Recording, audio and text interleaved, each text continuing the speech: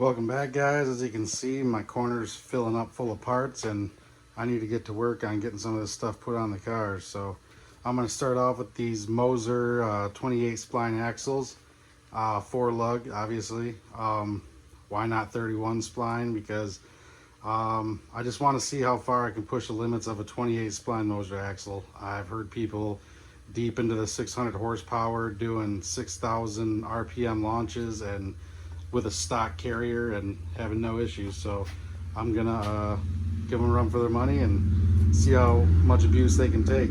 I got a trick flow diff cover when I get her all put back together, and the 410 gear set too I'm gonna do while I have it all apart. So hopefully it'll wake the car up a little bit and make a big difference on the 60 foot and short track time. So let's get to work.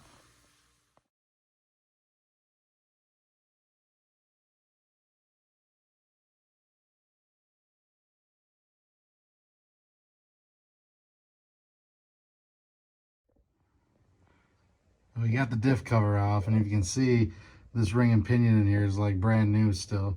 It doesn't have hardly any wear on it. There's no glitter in the diff fluid. It all looks brand new. And this is an 87 8.8 out of Mustang GT. This is an 85 car. This would have came with a 7.5 inch ring and pinion. So whoever had it before me swapped it out, and then the car sat for about 20 years before I got it. But I checked to see what ratio it was, and it's a 308, and I just marked the tire and marked the pinion flange there, and it was just over 3 turns for that of the tire, or I'm sorry, 3 turns of the pinion flange for 1 rotation of the tires. So 410s should make this thing scoot right along out of the hole. So let's get to work, get these axles slid out and get the carrier pulled out.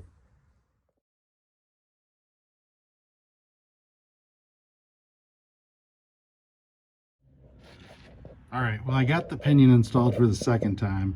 The first time I installed it, and I checked my gear pattern after I got my backlash all set, and it was right on the edge of the ring gear there.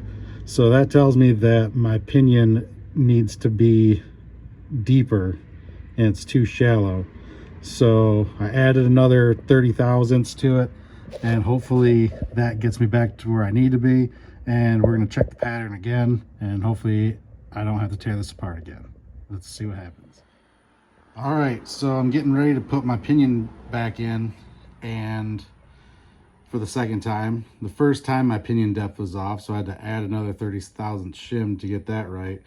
But I ruined the crush sleeve in the process of doing that. So instead of using these crush sleeves, which are kind of a pain in the butt if you're not working on a hoist, or if you don't have the axle out of the car, this is a crush sleeve eliminator, which basically accomplishes the same thing, but it's reusable. And instead of using this to you know, set your pinion preload, you set your preload with this and the amount of shims in it, and you can reuse it over and over again. So that's what we're going to do. Here's the extra shims.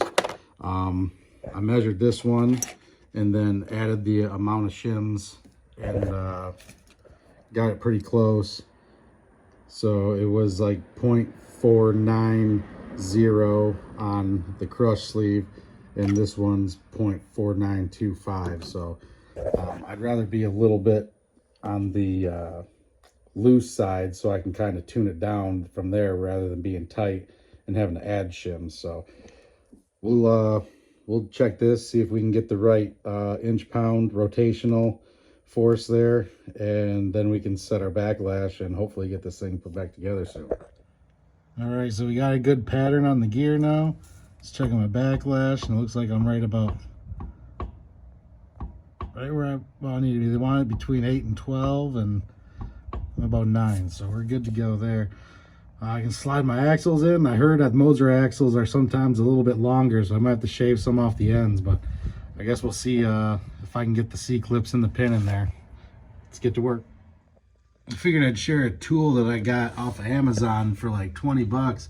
It's a pinion flange holder, It's got a couple different drive sizes that you can put a breaker bar in, hold the pinion flange, so you can either torque the pinion nut down or do the crush sleeve. It's a lot better than trying to do it with like a couple bolts and a pry bar or something like that. Definitely worth every bit of $20 on that one. All right, so we got the pattern where I need it. We got the crush sleeve eliminator installed. It was about 20 pounds resistance on that, so that was just about perfect.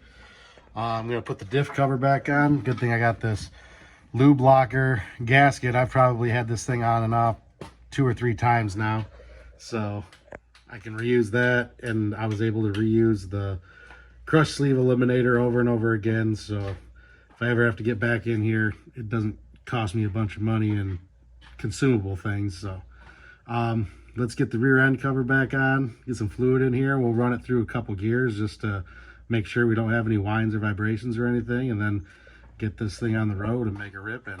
Let's get to work. All right, we got it sitting on jack stand so I can run it through a couple gears and make sure we don't have any whines or weird sort of noises or anything like that before we put it on the road. Fingers crossed. Let's see what happens.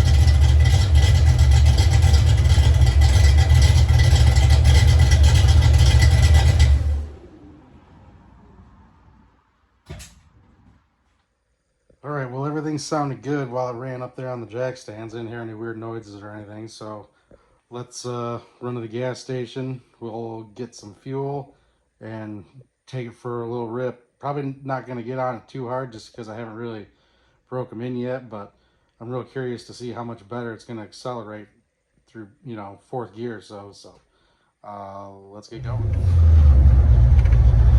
All right.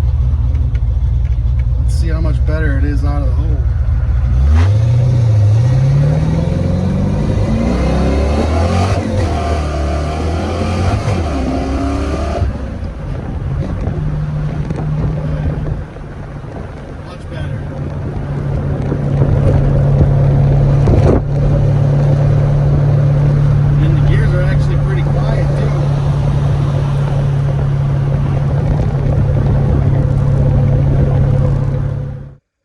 So quick recap on the 410 gear install, some things that I learned along the way. First thing is the crush sleeve eliminator is really helpful when you're trying to set your pinion depth and everything, and being able to take the pinion in and out and not ruining a crush sleeve every time. Another thing was the Moser axles are a little bit too long and you can't get the cross pin in, so you have to, I just took a flap wheel to the end of mine and took maybe a couple thou off each one, just enough to where the cross pin was snug on the way in and wasn't hard to get back out. Another thing I learned was the lube locker diff cover is a nice piece, because I had the diff cover on and off probably 2 times throughout this whole process, because obviously the first time I put it together, I thought I had a good pattern, but it made a bunch of noise on deceleration. My pinion depth was off, so I had to take it back apart, yada, yada, yada. So it was definitely a learning curve, but it's definitely something that you could still do at home in your garage with just some basic tools and stuff. So stay tuned. I just got the 331 rotating assembly back from the machine shop from getting balanced, so we're gonna be screwing that motor together pretty soon and dropping it in here and seeing how she runs. So thanks for watching, guys, and don't forget to like and subscribe. We'll see you in the next one.